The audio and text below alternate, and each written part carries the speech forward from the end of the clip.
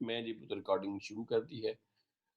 चलें, तो theory of absolute advantage जो है it was proposed by Adam Smith in 1776। ठीक हो गया।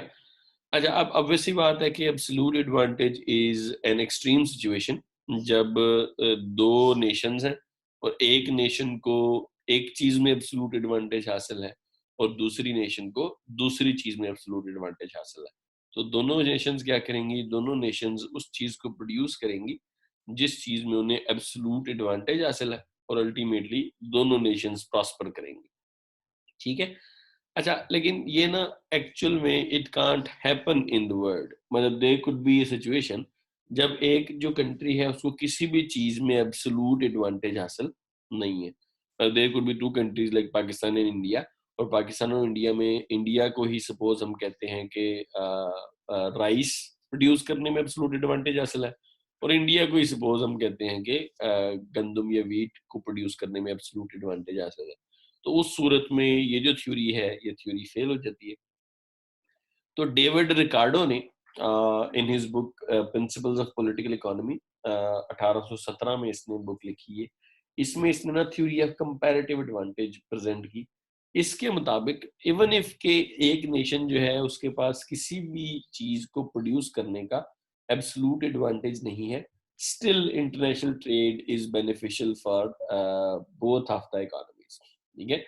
अच्छा, अब अगेन द थिंग इज कि इसके मुताबिक एक कंट्री को दोनों चीजों में एब्सोल्यूट एडवांटेज हासिल है। मतलब सिंपली यहाँ पे दोबारा से अगर आप ग्राफ को देखो तो जो जी कंट्री है, इस जी कंट्री को राइस और कोका दोनों चीजों की प्रोडक्शन में एब्सोल्यूट एडवांटेज हासिल है। ठीक है। और जो कोरिया या के कंट्री है, इसको दोनों चीजों में एब्सोल्यूट एडवांटेज हासिल नहीं है। तो इस थ्योरी के मुताबिक इन दोनों कंट्रीज को उस चीज पे फोकस करना चाहिए जिन चीजों में इनको कंपैरेटिव एडवांटेज हासिल है। कंपैरेटिव एडवांटेज मतलब सिंपली अगर हम जी कंट्री को देखें तो जी कंट्री अपने सारे रिसोर्सेज इस्तेमाल करके 20 यूनिट्स ऑफ कोका प्रोड्यूस कर सकता है या 15 यूनिट्स ऑफ राइस प्रोड्यूस कर सकता है। अब जी कंट्री को इसका मतलब है कि कोका की प्रोडक्शन में कंपैरेटिव एडवांटेज हासिल है, और के कंट्री जो है इसको क्या है, इसको अगर हम इसका रिलेटिव देखें तो ये क्या करता है, ये अपने टोटल रिसोर्सेज को लगा के 5 यूनिट्स ऑफ कोका प्रोड्यूस कर सकता है और 10 यूनिट्स ऑफ राइस प्रोड्यूस कर सकता है। तो के कंट्री को राइस की प्रोडक्शन में कंपैरेटिव एडवांटेज हासिल है। अब इस थ्योरी के मुताबिक अगर जी कंट्री जो है वो कोका की प्रोडक्शन पे फोकस करे क्योंकि उसमें उसे कंपैरेटिव एडवांटेज हासिल है, और इसी तरह से जो के कंट्री है वो राइस की प्रोडक्शन में फोकस करे क्योंकि उन्हें राइस की प्रोडक्शन पे कंपैरेटिव एडवांटेज हासिल है, तो ये अगेन स्ट्रेटजी दोनों कंट्रीज के लिए बेनिफिशियल होगी। ठीक है। तो ये थ्योरी बेसिकली कहती क्या है, a country should produce goods it is most efficient in and buy goods it is less efficient in, even if it is relatively more efficient in producing the latter good it is buying। मतलब simply अगर एक country एक चीज को produce करने में relatively ज्यादा efficient है तो उसको वो चीज प्रोड्यूस करनी चाहिए और उस चीज को खरीदना चाहिए जिसको प्रोड्यूस करने में वो रिलेटिवली इनएफिशिएंट है, इवन इफ वो कंट्री जो उसकी रिलेटिव इनएफिशिएंट वाली प्रोडक्ट है वो दूसरे कंट्रीज से एफिशिएंट है फिर भी। अब ऐसी सिचुएशन में भी, जिस तरह की यहाँ सिचुएशन इस ग्राफ में दी गई है, इस सिचुएशन में भी ओवरऑल प्रोडक्शन जो हमारी है वो क्या होगी, मैक्सिमाइज होगी। तो अगेन ये थ्योरी ऑफ कंपैरेटिव एडवांटेज की हमारे पास एक एग्जांपल है, ये आपकी बुक से ली गई है, इसकी डिस्क्रिप्शन भी आपकी बुक में अवेलेबल है ताकि आप लोगों को अगर बाद में कंसल्ट करना पड़े तो आप लोग कंसल्ट ये वो कर सको। तो यहाँ पे ना रिसोर्सेज दिए गए हैं, required to produce 1 ton of cocoa and rice for both of the countries. तो जी कंट्री जो घाना है, ठीक है, तो घाना के 10 रिसोर्सेज लगते हैं और कोका, और घाना के 13.13 रिसोर्सेज लगते हैं और राइस प्रोड्यूस होता है। तो Ghana is relatively comparatively efficient in production of cocoa. अगर हम साउथ कोरिया को देखें तो South Korea requires 40 units to produce cocoa and 20 units to produce rice. तो South Korea has comparative advantage in production of rice. तो यहाँ पे घाना जो है उसको कोका प्रोड्यूस करना चाहिए और साउथ कोरिया जो है उसको राइस प्रोड्यूस करने चाहिए ज्यादा। ठीक हो गया। अच्छा, अब वो कहता है कि अगर हम प्रोडक्शन और कंजम्पशन करें विदाउट ट्रेड, मतलब विदाउट ट्रेड से मुराद ये है कि हम अपने आधे रिसोर्सेज, जो जी कंट्री है ये भी अपने आधे रिसोर्सेज क्या करें, ये अपने आधे रिसोर्सेज और राइस की प्रोडक्शन में इस्तेमाल करें, और बी कंट्री भी अपने आधे रिसोर्सेज जो है वो कोका की प्रोडक्शन में, आधे रिसोर्सेज राइस की प्रोडक्शन में इस्तेमाल करें, तो क्या होगा? तो जी कंट्री ना ये ए पॉइंट वाला प्रोडक्शन कर रहा होगा, मतलब it would be producing 10 units of coca and 7.5 units of rice, और जो के कंट्री है ये बी पॉइंट की जितनी प्रोडक्शन कर रहा होगा, मतलब it would be producing 2.5 units of coca and 5 around 5 units of rice। तो मतलब बेसिकली क्या हो रहा होगा, टोटल प्रोडक्शन हमारी है वो कोका की प्रोडक्शन 2.5 यूनिट्स हो गया, और राइस की प्रोडक्शन 12.5 यूनिट, क्योंकि ये क्या कर रहे हैं, ये अपनी प्रोडक्शन कर रहे हैं आधे आधे रिसोर्सेज से, ठीक है, आधे रिसोर्सेज ये कोका की प्रोडक्शन में लगा रहे हैं और आधे रिसोर्सेज ये राइस की प्रोडक्शन में उस तरह से इस्तेमाल जो है वो कर रहे हैं। अच्छा, अगर ये स्पेशलाइजेशन में उस तरह से जो है वो चले जाते हैं, ठीक है। अच्छा, आप स्पेशलाइजेशन में अगर ये चले जाते हैं तो घाना में again Ghana is more efficient producing Coca, तो घाना अपने सारे के सारे यूनिट से क्या कर रहा है, अब कोका की प्रोडक्शन कर रहा है, ठीक है। और south Korea is relatively efficient in production of like rice, तो वो अब राइस जो है वो सारे के सारे जो है प्रोड्यूस कर रहा है, तो घाना 15 यूनिट्स ऑफ कोका इस्तेमाल प्रोड्यूस कर रहा है, और 15 यूनिट्स के बाद अगर उसके पास रिसोर्सेज बच रहे हैं ना, तो वो थोड़े से राइस भी प्रोड्यूस कर रहा है। साउथ कोरिया कोका प्रोड्यूस नहीं कर रहा और साउथ कोरिया थोड़े से राइस प्रोड्यूस।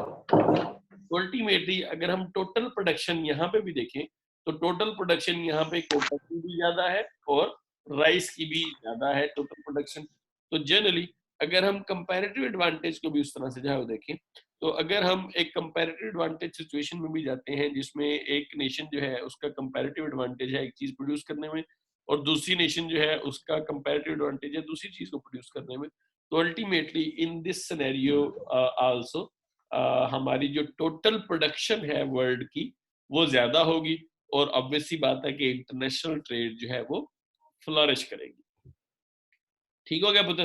तो इस थ्योरीज के हवाले से अगर किसी को कोई इशू है तो आप मुझसे जो है पूछ लें।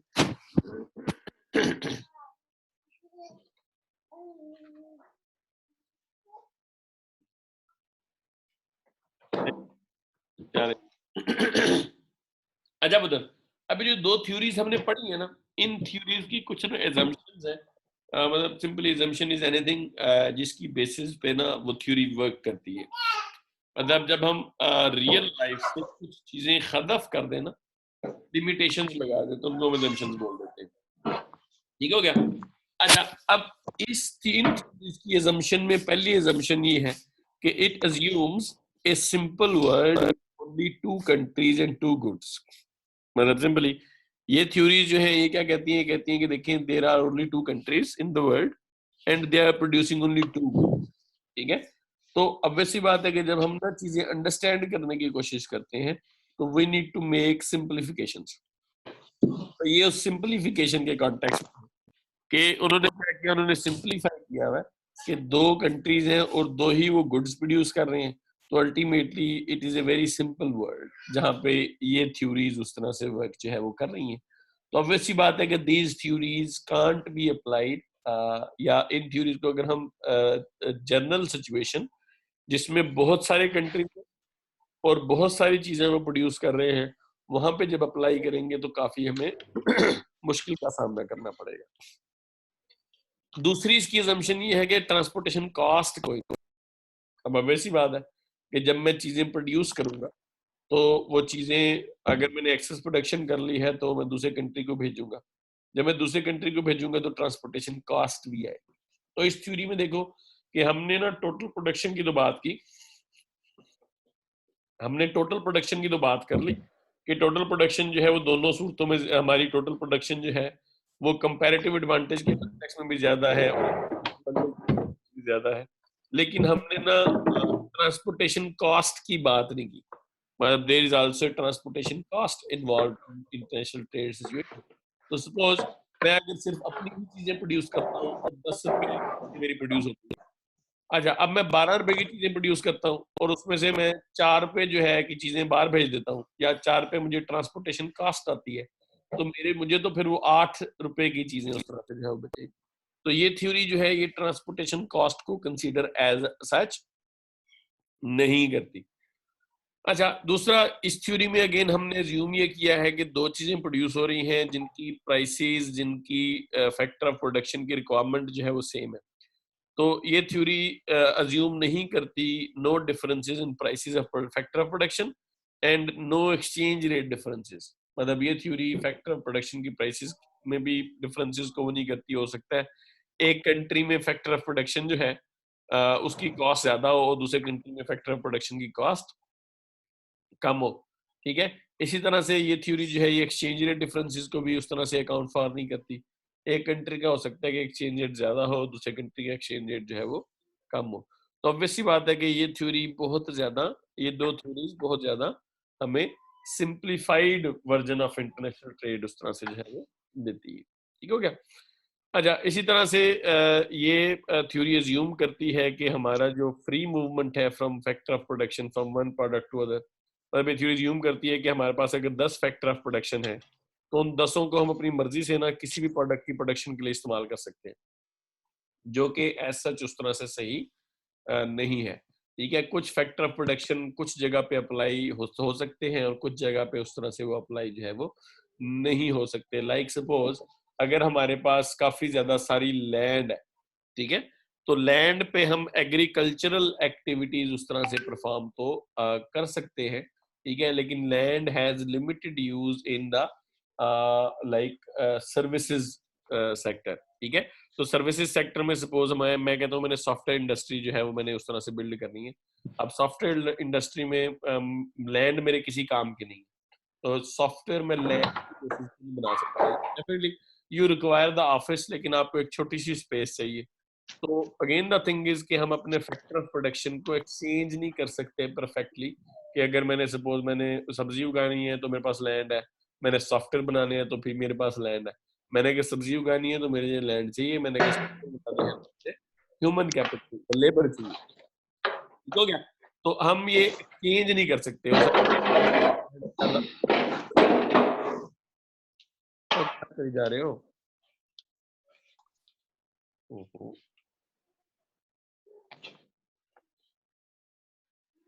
चलें जी।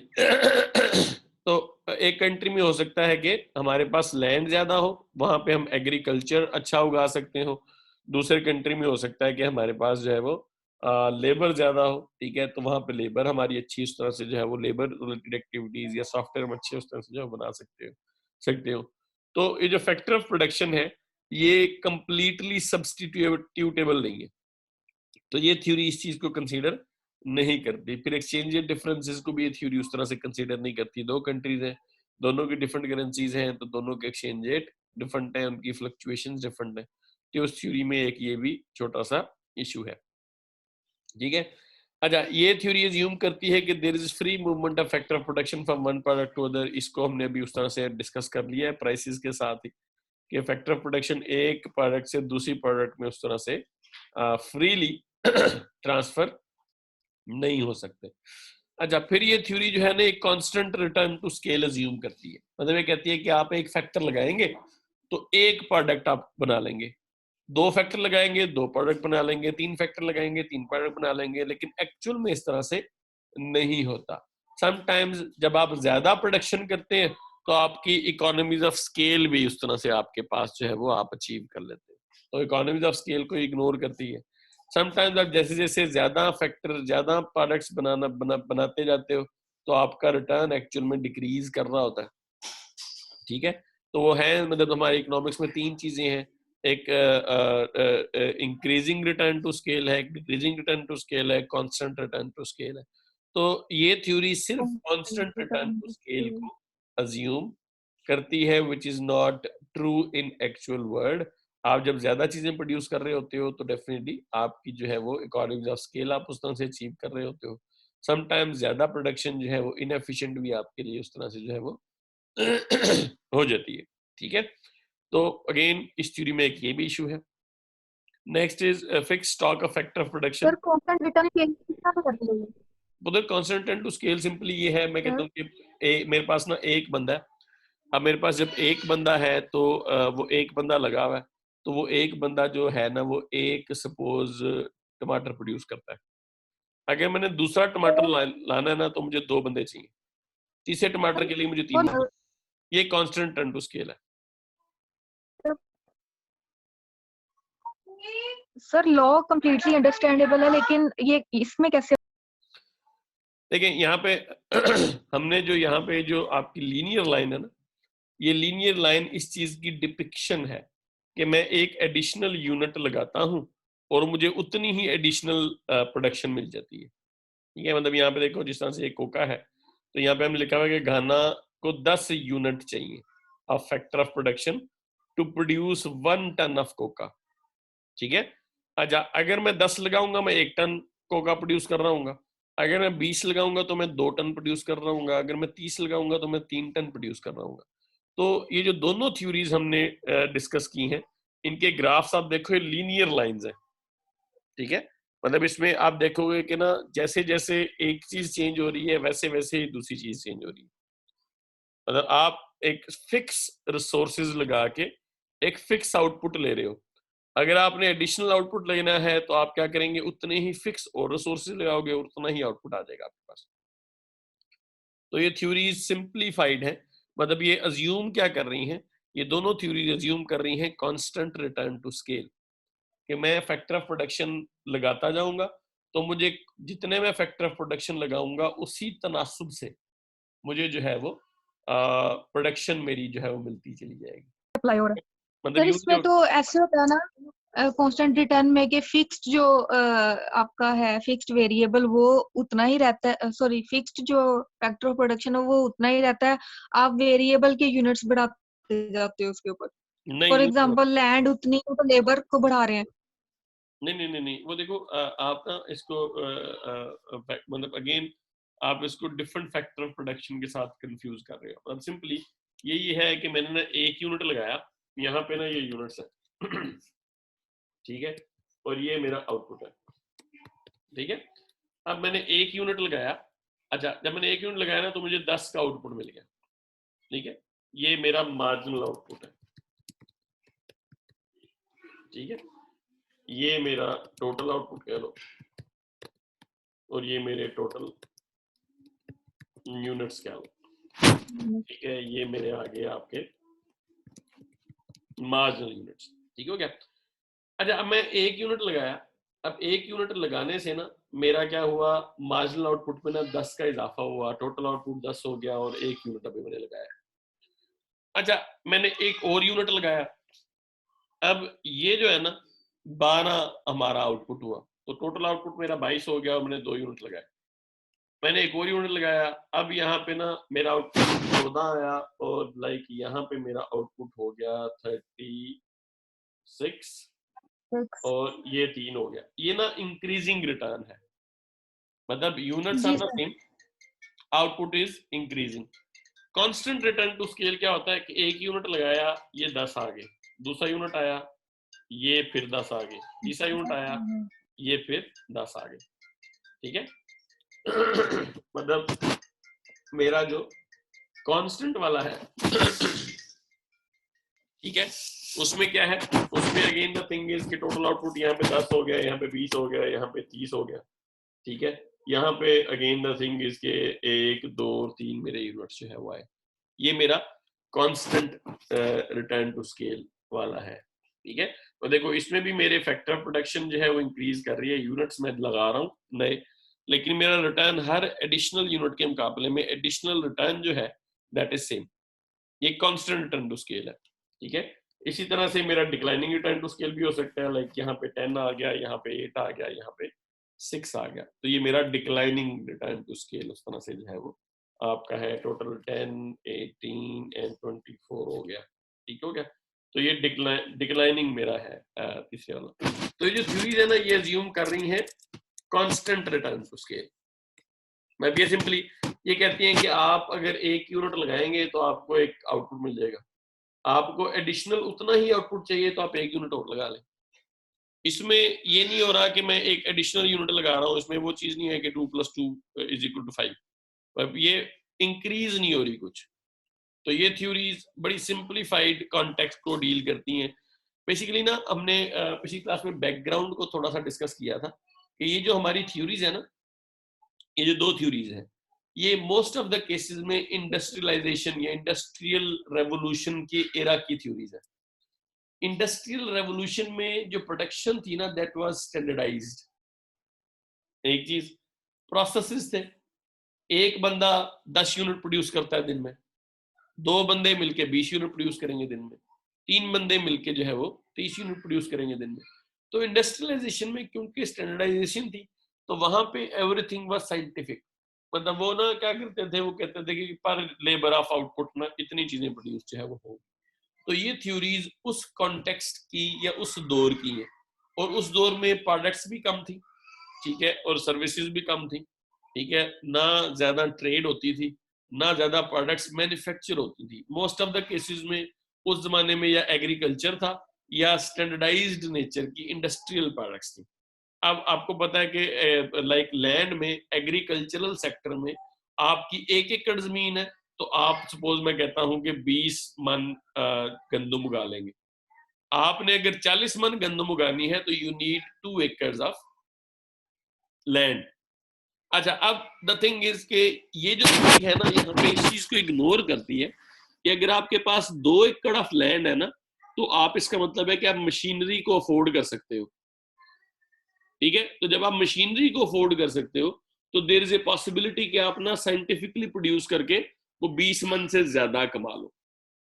तो ये उस जमाने में, क्योंकि इस तरह की कोई चीज नहीं थी, स्टैंडर्डाइज प्रोडक्शन थी, लोगों के जो प्रोड्यूस करने के वेज थे, तरीके थे, वो बहुत ज्यादा अच्छे जो है उस तरह से नहीं थे, ठीक है। तो इस वजह से जो है वो अगेन इस थ्योरीज की लिमिटेशन है।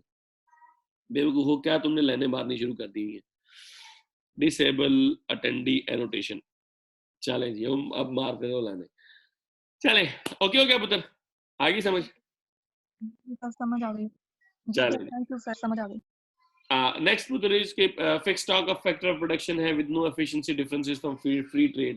मतलब अगेन ये अज्यूम ही करती है कि हर बंदे, हर नेशन के पास ना जो फैक्टर ऑफ प्रोडक्शन का स्टॉक है वो क्या है, वो फिक्स है, ठीक है। और फ्री ट्रेड के कोई एफिशिएंसी गेन्स उस तरह से जो है वो नहीं हो। एफिशिएंसी को ये थ्योरी एज सच ना उस तरह से फिक्स अज्यूम करती है कि हर नेशन की एफिशिएंसी उसकी अपनी है। फ्री ट्रेड की वजह से कोई एफिशिएंसी उस तरह से नहीं आ रही, ठीक हो गया। लास्ट इसकी assumption है no effects of trade on income distribution of people, के लाइक लोगों की इनकम डिस्ट्रीब्यूशन जो है वो ट्रेड का उस पर कोई इफेक्ट नहीं आएगा, ठीक हो गया। मतलब ये भी एज्यूम करती है कि ट्रेड अगर ज्यादा हो रही है, कम हो रही है, तो लोगों की जो इनकम डिस्ट्रीब्यूशन पहले थी वही इनकम डिस्ट्रीब्यूशन बाद में रहेगी। इससे अगेन द थिंग इज कि इससे ना फर्क क्या पड़ता है, जिस तरह से अमेरिका है, अब अमेरिका की income distribution is different, Pakistan की income distribution is different. America में इनकम डिस्ट्रीब्यूशन या इनकम जो है वो ज्यादा है रिलेटिवली, पाकिस्तान में इनकम रिलेटिवली कम है। अच्छा, अगर ट्रेड होगी तो ऑब्वियस सी बात है कि इस इनकम डिस्ट्रीब्यूशन पे भी इफेक्ट होगा। जब इनकम डिस्ट्रीब्यूशन पे इम्पैक्ट आएगा तो हमारी रिलेटिव एफिशिएंसी और रिलेटिव कॉस्ट चेंज होगी। सपोज मैं कहता हूँ कि पाकिस्तान में ना फ्री ट्रेड शुरू हो गई है, तो पाकिस्तान में भी लोगों के पास अब ज्यादा पैसा आ गया है। जब पाकिस्तान में लोगों के पास ज्यादा पैसा आएगा तो लेबर की कॉस्ट यहाँ पे क्या करेगी, इंक्रीज कर जाएगी। तो ये थ्योरी ना ये अज्यूम करती है कि इस तरह की इनकम डिस्ट्रीब्यूशन बिल्कुल भी चेंज नहीं हो रही, ठीक हो गया पुत्र। अच्छा, अब देखो हमने ये ट्रेडिशनल थ्योरीज जो है वो देखी है, और इन ट्रेडिशनल थ्योरीज में ना कितने सारे मसले, मतलब these theories are quite logical कि चलें ठीक है, इस तरह से जो है वो इनकम, अगर हम इन थ्योरीज को देखें तो कंपैरेटिव एडवांटेज या एब्सोल्यूट एडवांटेज के कॉन्टेक्स्ट में हम ज्यादा प्रोड्यूस कर सकते हैं। लेकिन ये थ्योरीज रियल वर्ल्ड की कॉम्प्लेक्सिटीज में बहुत ज्यादा हमें हेल्प आउट नहीं करती to understand the international trade dynamics, ठीक हो गया जी। तो ये एक टाइप ऑफ हमारी थ्योरीज है। नेक्स्ट पुत्र हमारी हर्चर ओहलिन थ्योरी है, ठीक है। रिकार्डो ने क्या कहा, रिकार्डो ने कहा कि कंपैरेटिव एडवांटेज है, मतलब there are differences in productivity among nations. तो जो नेशन जिस चीज की प्रोडक्टिविटी में अच्छी है उसको वो प्रोड्यूस करनी चाहिए। कंपैरेटिवली अच्छी है, उसको वो प्रोड्यूस करनी चाहिए। ठीक हो गया। अच्छा, अब हर्षर ओलन ने क्या कहा, ये 2 रिसर्चर है, इन्होंने ना कंपैरेटिव एडवांटेज की बात की। इनके मुताबिक comparative advantage is about differences in national factor endowment.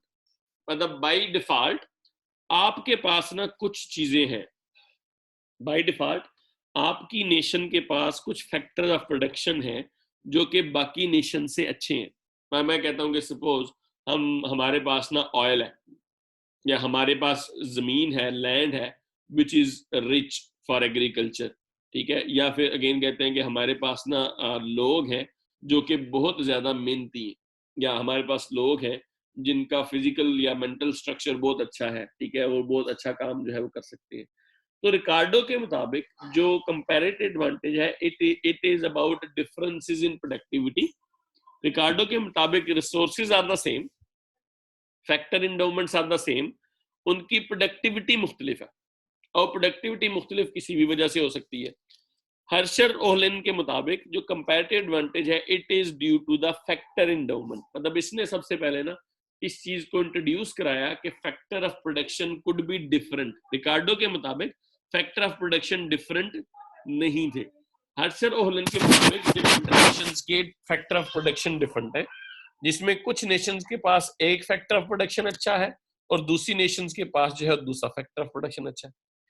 तो इसके मुताबिक factor endowment is the extent to which a country is endowed with such resources as land, labour and capital. कुछ नेशंस के पास कुछ फैक्टर ऑफ प्रोडक्शन ज्यादा है और कुछ नेशंस के पास कुछ फैक्टर ऑफ प्रोडक्शन कम है। देखो ये उसकी एक्सटेंशन है। जो हमारी पिछली 2 थ्योरीज हैं, उन्होंने क्या कहा, उन्होंने कहा कि जी फैक्टर ऑफ प्रोडक्शन सबके पास है और सबके पास इक्वल है उनकी, लेकिन एफिशिएंसी में फर्क है ड्यू टू एनी रीजन। ठीक हो गया। अच्छा, हर्षर ओहलन ने कहा कि फैक्टर ऑफ प्रोडक्शन सबके पास एक जैसे नहीं है, कुछ के पास फैक्टर ऑफ प्रोडक्शन एक एस्पेक्ट उनका अच्छा है या एक फैक्टर ऑफ प्रोडक्शन ज्यादा है, और कुछ के पास जो है वो दूसरा फैक्टर ऑफ प्रोडक्शन जो है वो ज्यादा है। तो इस थ्योरी के मुताबिक या इन रिसर्चर्स के मुताबिक अगर आपके पास किसी भी चीज की बहुतात है, मतलब सिंपली आपके पास कोई अबंडेंट रिसोर्सेज हैं, तो इसका मतलब है कि आपके पास उसकी कॉस्ट कम होगी। अब सिंपली पाकिस्तान के पास ना नमक के ना बहुत ज्यादा सारे ज़खायर हैं, ठीक है, तो पाकिस्तान में नमक सस्ता मिलता है आपको। यही नमक आपका इंडिया में या बाहर के अगर कंट्री में आप जाके इवन पाकिस्तान में भी अगर आप किसी बड़े स्टोर में जाए ना, तो आपको पिंक हिमालयन सॉल्ट मिलता है, और वो पिंक हिमालयन सॉल्ट जो है that is quite costly even in Pakistan. अच्छा, अब अगेन द थिंग इज कि यही और ये जब मैं गांव का रहने वाला हूँ, तो गांव में ना ये पिंक हिमालयन सॉल्ट ना हमें मिलता होता था, मतलब अगेन वो 1 रुपए का ना पूरा वो पत्थर मिलता था नमक का। अभी भी गांव में उस तरह से ट्रेंड है कि वो पूरा पत्थर होता है, वो पत्थर आते हैं, वो पत्थर घर ले जाते हैं, उस पत्थर को तोड़ के पीस के फिर इस्तेमाल करते हैं नमक के तौर पे। ये जो आयोडीनाइज नमक या जो पैकेज नमक है, वहां पे ज्यादा उस तरह से नहीं जलता। अब यही पिंक हिमालयन सॉल्ट क्या है, यही पिंक हिमालयन सॉल्ट जो है वो बेचा जाता है, एक्सपोर्ट होता है। इंडिया हमसे सस्ता इंपोर्ट करके उसके बाद महंगा करके बेचता है पिंक हिमालयन सॉल्ट, ब्रांड करके उसको, ठीक है। अच्छा, इसका मतलब है कि पाकिस्तान में क्योंकि नमक अवेलेबल है तो पाकिस्तान में नमक सस्ता है, ठीक है। तो जो चीज जिस कंट्री में ज्यादा अवेलेबल है उस कंट्री में वो चीज उतनी सस्ती है। ये चाइना के साथ भी इसी तरह से है। मतलब सपोज अगर आप देखो चाइना में ना एक जमाने में, अब तो खैर उनका वो स्किल लेवल बढ़ गया, तो चाइना के पास एक जमाने में ना लेबर बहुत ज्यादा सारी थी, तो China was famous for lower labour cost. तो बहुत सारी कंपनीज चाइना में मूव की because of their cheap labour. अब चाइना में लेबर कॉस्ट कम क्यों थी? क्योंकि चाइना में लोग बहुत सारे थे और रोजगार उतना नहीं था, ठीक है। इसी तरह से सपोज जो कंट्रीज हैं, मतलब सिंपली पाकिस्तान में हमारे पास एग्रीकल्चरल लैंड बहुत ज्यादा सारी है, ठीक हो गया। अच्छा, अगर आप यूएई में देखें तो यूएई में एग्रीकल्चरल लैंड नहीं है, तो यूएई में अगर काश्तकारी के काबिल कोई जमीन होगी तो वो बहुत महंगी होगी। पाकिस्तान में काश्तकारी के मुताबिक के काबिल जो जमीन है वो उतनी महंगी नहीं होगी, क्योंकि पाकिस्तान में जमीन काफी ज्यादा सारी है। तो इनके मुताबिक डिफरेंट कंट्रीज की फैक्टर इंडाउमेंट डिफरेंट है। तो कुछ कंट्रीज जिनमें जो एबंडेंट रिसोर्सेज होंगे उन कंट्रीज में उन रिसोर्सेज की कॉस्ट कम होगी। तो कंट्रीज को क्या करना चाहिए? Country should export goods that are produced using resources abundantly available locally. मतलब आप ना ऐसी चीजों को ज्यादा तैयार करें जिनमें वो फैक्टर ऑफ प्रोडक्शन इस्तेमाल होता है जो कि आपके पास मौजूद है। मतलब सिंपली आप जो है पाकिस्तान में एग्रीकल्चर लैंड ज्यादा है, तो आप पाकिस्तान में एग्रीकल्चरल चीजें उगाएं और उनको क्या करें, एक्सपोर्ट करें। ठीक हो गया? अच्छा, अब पाकिस्तान में हम कहते हैं ऑयल नहीं है, ठीक है, तो पाकिस्तान डेफिनेटली ऑयल की, पाकिस्तान को एक्सप्लोरेशन या ऑयल के मामला पाकिस्तान को क्या कर देना चाहिए, खत्म कर देना चाहिए। एक पुत्र मुझे कॉल आ रही है जरा सरकारी नंबर से।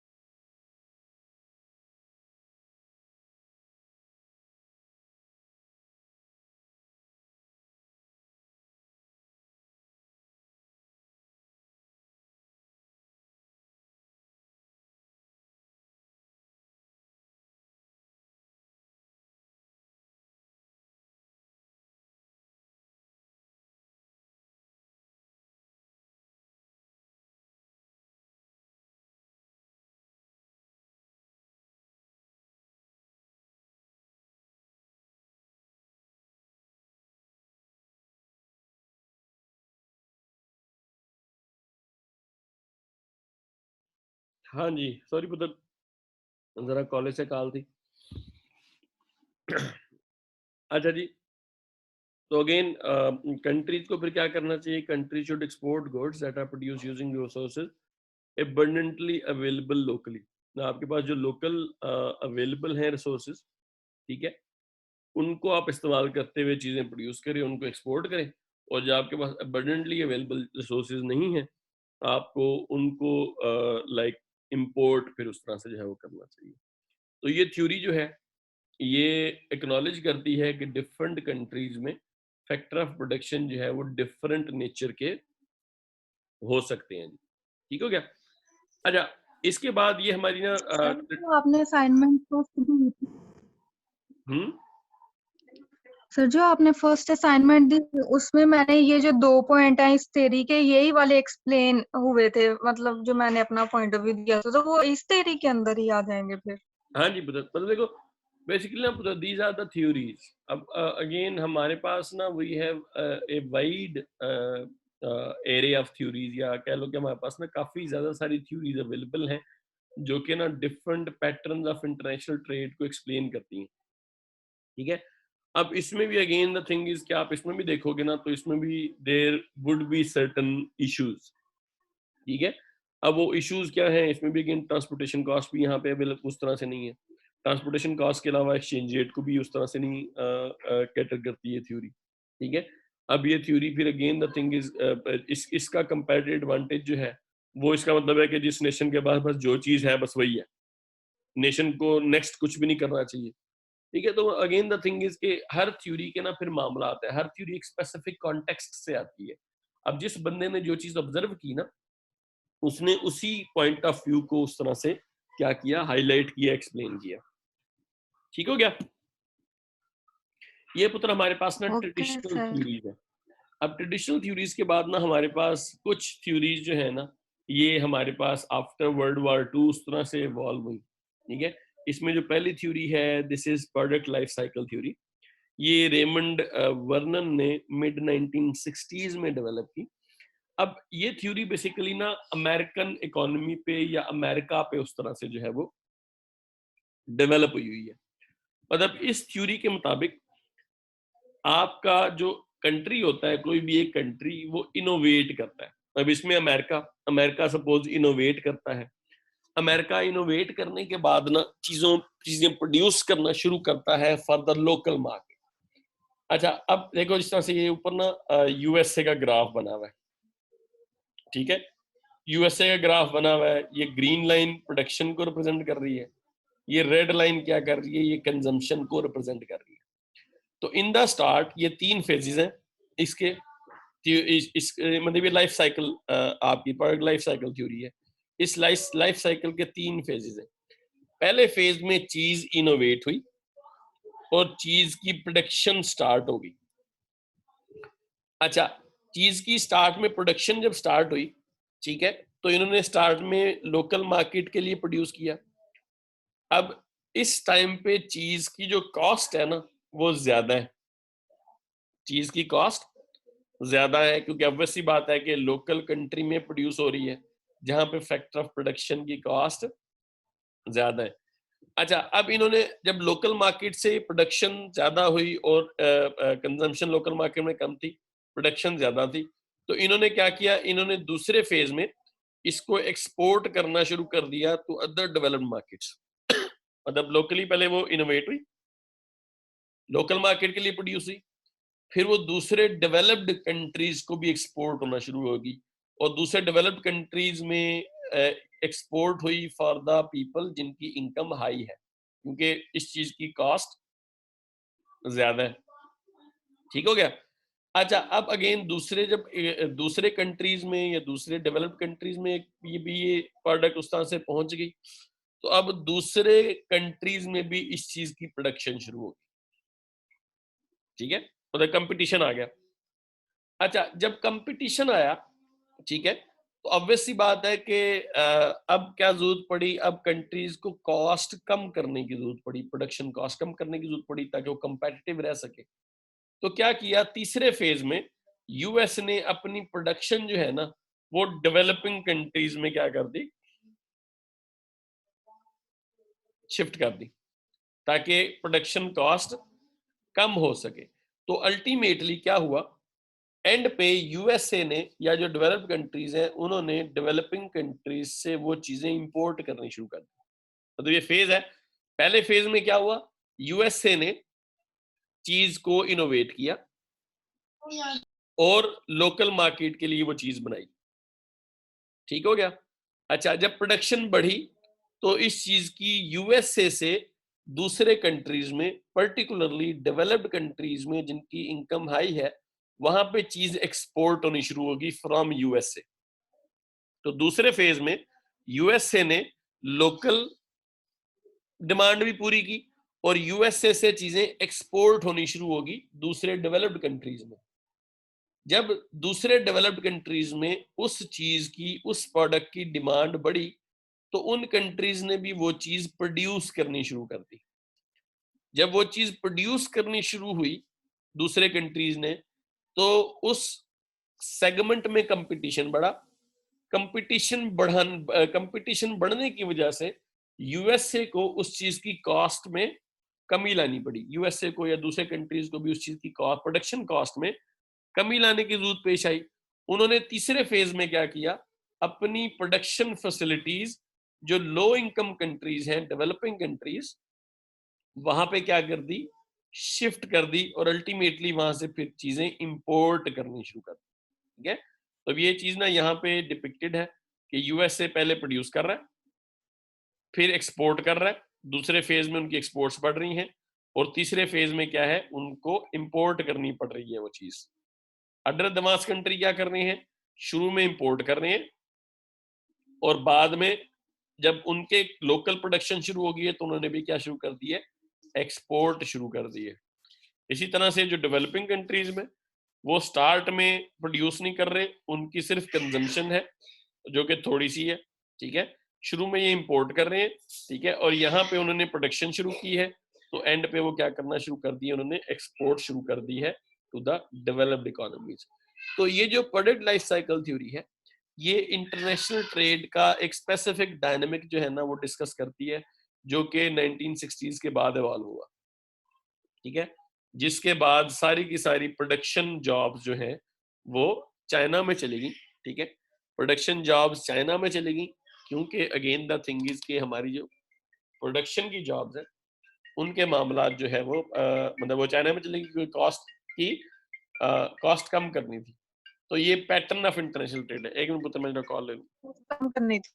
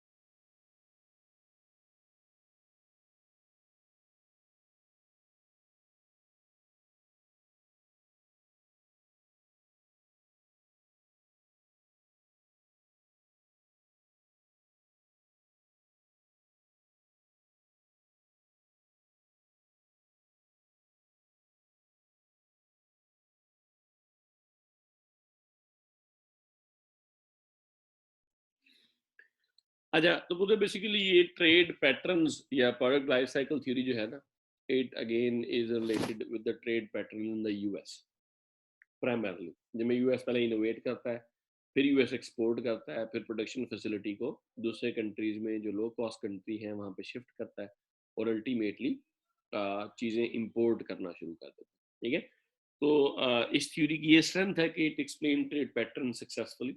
मतलब इस तरह की चीज़ें ना यूएसए में इट वाज क्वाइट विजिबल कि इस तरह से होता रहा है। ठीक है, इसका इशू सिर्फ यही है कि ये थ्योरी जो है ना, ये यूएस ओरिएंटेड है, मतलब ये यूएस पे बेस करती है। तो सिर्फ यूएस ही इनोवेट नहीं करता चीज़ें, दूसरे कंट्रीज भी चीज़ें इनोवेट करते हैं। तो ये थ्योरी किसी दूसरे कंट्री को ऐसा उस तरह से कंसीडर नहीं करती। ठीक हो गया पुत्र? इस थ्योरी में कोई इशू है तो बताएं जी। No sir. चलिए जी, खत्म हो गया। सर आ गई समझ। हाँ, सर आ गई है समझ। चलें, दैट्स गुड। अच्छा पुत्र, ये next is the new trade theory. ठीक है, जिस तरह से पिछली थ्योरी इकोनॉमीज ऑफ स्केल की बेस पे, सॉरी पिछली थ्योरी इनोवेशन की बेस पे थी ना, ये न्यू ट्रेड थ्योरी है ये ना इकोनॉमीज ऑफ स्केल या कॉस्ट कंपेटिटिवनेस की बेस पे उस तरह से जो है वो है। ठीक हो गया?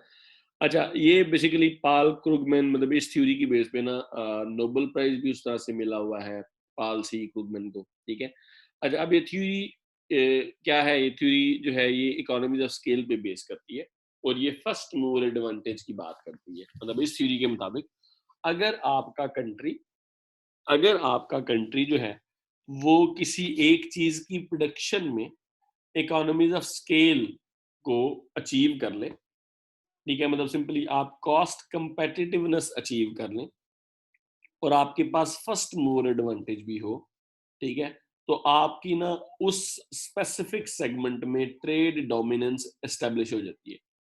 ठीक है, but this theory is based on economies of scale, lower per unit cost because of high production volumes। ठीक है, तो आपने क्या करना होता है, आपने बाकी कंट्रीज से पहले कॉस्ट कंपेटिटिवनेस अचीव करनी है। ठीक है, अच्छा इस थ्योरी की प्रीमाइजेस क्या है? ये थ्योरी कहती है कि आपकी इकोनॉमीज ऑफ स्केल जो है ना आपकी जो ट्रेड है, व्हाट इट डज, इसकी वजह से जो आपकी गुड्स हैं वो काफी ज्यादा कंज्यूमर को अवेलेबल हो जाती है। ठीक है, तो आपकी जो एवरेज कॉस्ट है वो डिक्लाइन कर जाती है। जो ट्रेड क्या करती है, trade basically is an enabler of economies of scale, कि आप एक चीज प्रोड्यूस करते हैं और सिर्फ अपने मुल्क में बेचते हैं तो डेफिनेटली आपके यूनिट्स कम बिकेंगे। अगर आप एक चीज जो है उसके ज्यादा सारे यूनिट्स बेचते हैं तो आपकी ऑब्वियस सी बात है कि जो है वो चीजें ज्यादा बनेंगी।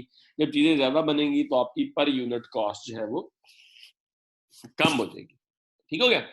अच्छा, इकोनॉमी ऑफ स्केल के साथ ना दूसरी चीज आपका फर्स्ट मूवर एडवांटेज है कि आपने ना सिर्फ कॉस्ट कंपेटिटिवनेस बिल्ड करनी है, बल्कि you need to do it first. आपको बाकी दुनिया में सब कंट्रीज से ये काम करना है। अच्छा, तो सिंपली आपकी जो वर्ल्ड की डिमांड है that is equal to the output at economies of scale. मतलब आपकी पूरी दुनिया की डिमांड और आपका output at economy of scale जो है दैट शुड बी इक्वल। ठीक है, अच्छा तो स्मॉल नंबर ऑफ प्रोड्यूसर्स जो है जो कि अर्ली इकोनॉमीज ऑफ स्केल उस तरह से अचीव कर लेते हैं, ठीक है, इनके लिए it is very much easy to meet world demand. जो बाद के लोग इस सेगमेंट में उस तरह से आते हैं उन लोगों के लिए ये चीज उस तरह से हो सकता है कि फिजिबल ना रहे। मतलब आप ना इस चीज को आईटी इंडस्ट्री में देख सकते हो। ठीक है, आईटी इंडस्ट्री में गूगल है जिस तरह से, अब गूगल को पूरी दुनिया इस्तेमाल करती है तो ऑब्वियस सी बात है कि गूगल को पूरी दुनिया इस्तेमाल कर रही है, तो गूगल की पर ट्रांजैक्शन या गूगल की जो कॉस्ट है per unit that is very low. ठीक हो गया? इसी तरह से यूट्यूब है, इसी तरह से बाकी जो सोशल मीडिया के नेटवर्क्स हैं, बाकी चीजें हैं, तो आप देखेंगे कि अब जो एक्सेस है वो ना पूरी दुनिया तक है। अगर आप जो है वो फर्स्ट मूवर एडवांटेज ले जाते हो और पूरी दुनिया आपकी प्रोडक्ट इस्तेमाल करना शुरू कर देती है, तो ऑब्वियस सी बात है कि आप ना economies of scale early achieve कर लेते हो। तो जब आप economies of scale early achieve कर लेते हो, तो अगेन द थिंग इज कि आप जो है वो अपनी कंपेटिटिव कॉन्टेक्स्ट को फिर मेंटेन रखने के काबिल हो जाते हो इन द लॉन्ग रन। तो इस थ्योरी की इम्प्लीकेशंस क्या हैं? इसकी पहली इम्प्लीकेशन है कि नेशंस में benefit even if they are not different in their resource endowments. मतलब सिंपली नेशंस के पास चाहे एक जैसे रिसोर्सेज हैं, ठीक है, they can benefit, but they need to find an avenue, और वहां पे ना उन्होंने इनोवेट करके इकोनॉमीज ऑफ स्केल अचीव करनी है। ठीक हो गया। अच्छा, दूसरी चीज is the lucky stroke. Simply इस थ्योरी में जो लक है उसका भी एक थोड़ा सा अमल दखल है कि आपने बाकी नेशन से अगर जल्दी इकोनॉमीज ऑफ स्केल को उस तरह से बिल्ड कर लिया, फर्स्ट मूव एडवांटेज अगर आपको मिल गया, तो इसका मतलब ये है कि आपकी फिर बल्ले बल्ले है जी। ठीक हो गया।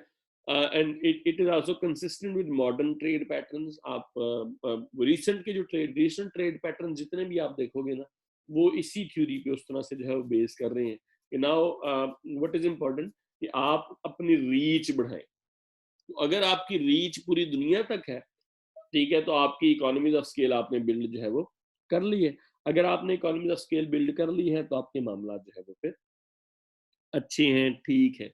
It also justifies governmental intervention. मतलब सिंपली हमने स्ट्रेटेजिक ट्रेड पॉलिसी पढ़ी थी, जिसमें गवर्नमेंट क्या करती है, गवर्नमेंट ना कुछ प्रोडक्ट्स को, कुछ कंपनीज को, कुछ एवेन्यूज को फंड करती है।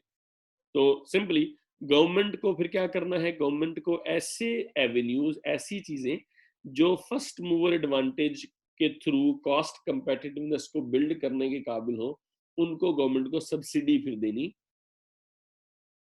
चाहिए थी। ठीक हो गया। तो this is your new trade theory. यहां तक हो गया पुत्र? जी सर। Yes sir. चले, आज के लिए पुत्र इतना ही काफी है। एक और थ्योरी रह गई है हमारी पोर्टर की, ठीक है। तो वो पोर्टर की थ्योरी जो है वो हम नेक्स्ट क्लास में आपका जो है वो